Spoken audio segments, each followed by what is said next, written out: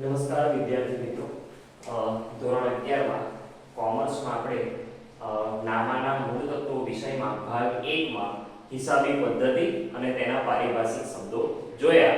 એમાં આપણે બે લેક્ચરમાં વાત કરી કે હિસાબી પદ્ધતિ જે છે તેનો ઉદ્ભવ કેવી રીતે થયો. તો કે આજથી હજારો વર્ષ પહેલા માનવી આદિવાસી જીવન જીવતો હતો અને ખોરાકની શોધમાં આમ તેમ ભટકતો હતો. ત્યારબાદ સમૂહમાં જીવન જીવતો થયો, ખેતીની શોધ થઈ, અગ્નિની શોધ થઈ, ધીરે ધીરે અનેક કળાઓ વિકસી. લુહારી કામ છે, દરજી કામ છે, મોચી કામ છે, વણાટ કામ છે અને પછી સાટા પદ્ધતિનો જે છે એ એમાં ઉપયોગ થવા લાગ્યો, વસ્તુના બદલામાં વસ્તુને લઈ. ત્યારબાદ સાટા પદ્ધતિમાં પણ અનેક પ્રકારની મર્યાદાઓ આવવા લાગી અને એ મર્યાદાને દૂર કરવા સર્વસ્વીકૃત માધ્યમ તરીકે નાણું જે છે એનો ઉપયોગ થવા લાગ્યો. પરંતુ એમાં પણ શાખ પર વ્યવહારો થવા લાગ્યા, એટલે કે ઉધાર વ્યવહારો થવા લાગ્યા. એટલે તે વખતે તો વ્યવહારો નાના હતા એટલે લખવામાં યાદ રાખવામાં મુશ્કેલી પડતી હતી નહીં, પણ વસ્તીમાં વધારો થયો, વ્યવહારો પણ વધ્યા એટલે લખવાની જરૂર પડી એટલે દિવાલો પર લખતા હતા. પણ તે છતાંય વ્યવહારો સતત વધતા રહ્યા. તેથી વ્યવસ્થિત લખાણ જે રજૂ થયું એને નામું કહેવામાં આવે છે અથવા તો હિસાબી પદ્ધતિ કહેવામાં આવે છે. હવે આજે આપણે એ જોવાનું છે કે આ જે નામું છે એ શું 100-200 વર્ષ પુરાણું છે કે પછી એનાથી આગળનો ઇતિહાસ ધરાવે છે. તો મિત્રો, નામું જે છે એ હજારો વર્ષનો ઇતિહાસ ધરાવે છે. રેડી ને? આપણે યાદ કરીએ તો કે રામાયણ જે હતું એમાં ભરત જે છે એ આપણને ખબર જ છે કે રામ જ્યારે વનવાસમાં જાય છે ત્યારે ભરત આખા રાજ્યનો જે હિસાબ છે દર વર્ષે રામને બતાવવા મોકલે છે. તો આ પણ શું છે? નામાનો જ ઉદ્દેશ કરે છે. બરાબર ને? ત્યારબાદ કૌટિલ્ય રચિત જે અર્થશાસ્ત્ર છે એમાં મહેસૂલી આવકો અને એના ઉપયોગો અંગેની ચર્ચા છે. તો એ પણ શું છે? નામાનો જ ઉલ્લેખ છે. બરાબર ને મિત્રો? અકબરના શાસનમાં અબુલ ફજલ રચિત આઈને અકબરી જે છે તો કે એમાં પણ નામાનો ઉલ્લેખ કરેલો છે મિત્રો. ત્યારબાદ આપણને મહાભારતના યુદ્ધ વિશે પણ ખબર જ છે કે મહાભારતનો જે યુદ્ધ છે તો કે એ યુદ્ધના ખર્ચની જે હિસાબો રાખવાના છે એની જવાબદારી યુધિષ્ઠિરે નકુલને સોંપી હતી. તો એનો મતલબ પણ શું? તો કે તે વખતે પણ હિસાબો તો હતા જ અને હિસાબો હોય ત્યારે નામું હોય ને હોય મિત્રો. નરસિંહ મહેતાએ લખેલી જે સામરસા શેઠને હુંડી છે, મારી હુંડી સ્વીકારો મહારાજને સાંભળા ગીરધારી, તો આ હુંડી છે એ પણ શું છે? નામાનો જ ઉલ્લેખ છે મિત્રો.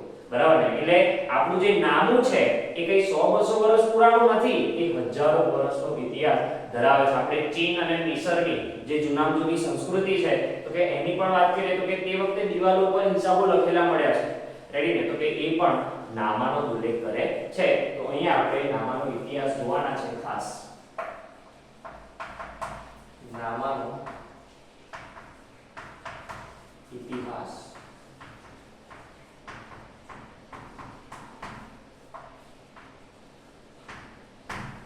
પહેલું મિત્રો તો કે રામાયણમાં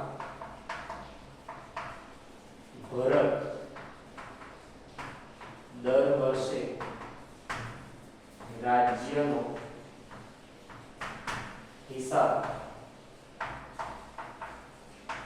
રામને બતાવવા મોકલે છે, જે નામાનો ઉલ્લેખ કરે છે. ત્યારબાદ પ્રાચીન મિસર અને ચીનની સંસ્કૃતિમાં પણ દિવાલો પર હિસાબો લખેલા અવશેષો જોવા મળ્યા છે. તો એ પણ નામાનો ઉલ્લેખ કરે છે. ત્યારબાદ મિત્રો મહાભારતમાં યુધિષ્ઠિર યુદ્ધના ખર્ચની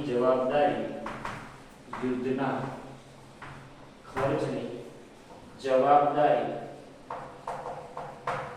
નકુલને સોંપે છે, નકુલને સોંપે છે એનો મતલબ કે ત્યારે પણ હિસાબો તો હતા. ત્યારબાદ અકબરના શાસનમાં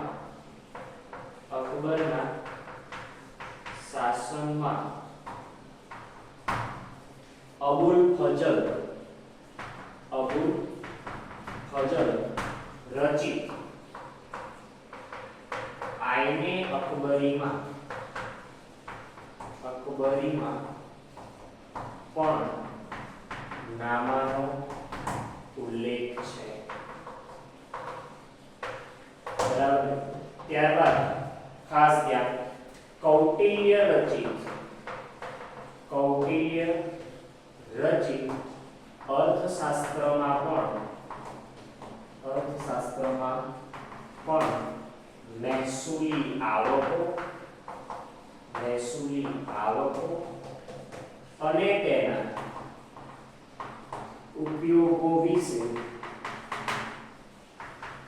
જણાવવામાં આવ્યું છે.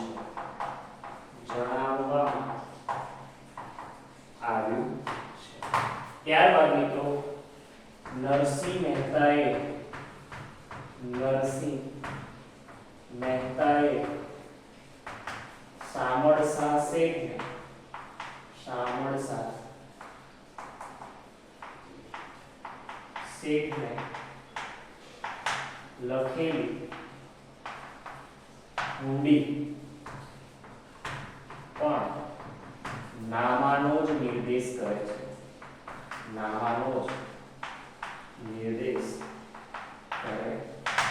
કરીને મિત્રો તો કે આના પરથી ખ્યાલ આવે કે આપણું નામું એ કેટલો હજારો વર્ષનો ઇતિહાસ ધરાવે છે. હવે હિસાબી પદ્ધતિ જે છે તો કે એના બે પ્રકાર છે. હિસાબી પદ્ધતિના પ્રકાર તો બે પ્રકાર છે. ખાસ ધ્યાન રાખીશું મિત્રો. એક છે એક નોંધી પદ્ધતિ, બરાબર ને, અને ત્યારબાદ બીજું છે દ્વિનોંધી નામા પદ્ધતિ. ઓકે મિત્રો, તો કે 11મા ધોરણમાં આપણે દ્વિનોંધી નામા પદ્ધતિનો અભ્યાસ કરવાનો છે. એટલે કે બધા જે વ્યવહારો થાય છે એની કેટલી અસરો થાય છે? બે અસરો થાય છે. તો હવે પછી આગળના લેક્ચરમાં આપણે દ્વિનોંધી નામા પદ્ધતિ વિશે ચર્ચા કરીશું.